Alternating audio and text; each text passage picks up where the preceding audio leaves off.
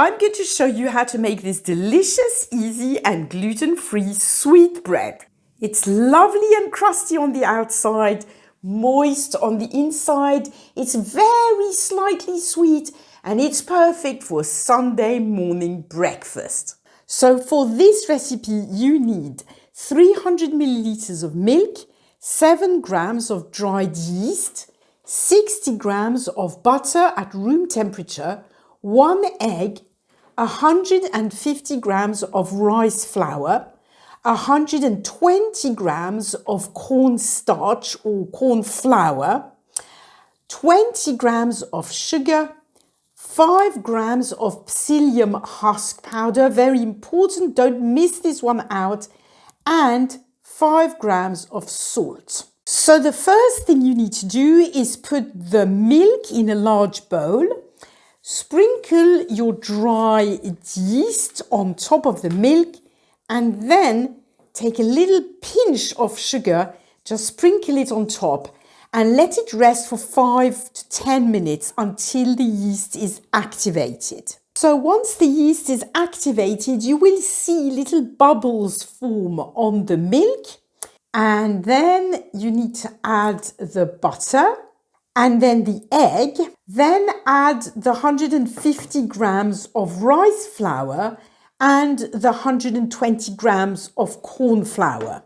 Then add the 20 grams of sugar, the 5 grams of psyllium husk powder, and finally the 5 grams of salt. And then the easiest really is to take a hand mixer, an electric hand mixer, and mix it all in one go. So that's what it's going to look like when it's all well mixed. And then you're going to put the dough in a rectangular cake tin lined with non-stick baking paper. Just like this. There you go. And now we're going to let the dough rise for about an hour or two. So now, as you can see, it's risen absolutely beautifully. I am going to pop it into the oven at 200 degrees for about 35 minutes. And there you go. Look at this. How beautiful is it? Now I've just taken it out. I've put it on this wooden board and I'm going to let it cool down completely before cutting some slices of it and tasting it. So there you go. When it's cooled down, you can cut some slices. As you can see, it's kind of slightly crusty on the outside, really lovely and moist on the inside. I'm going to taste right now. And there you go. I love mine with just a little bit of apricot jam. You can of course add butter, but as it's already quite buttery, I don't think it's necessary. Okay, let's go.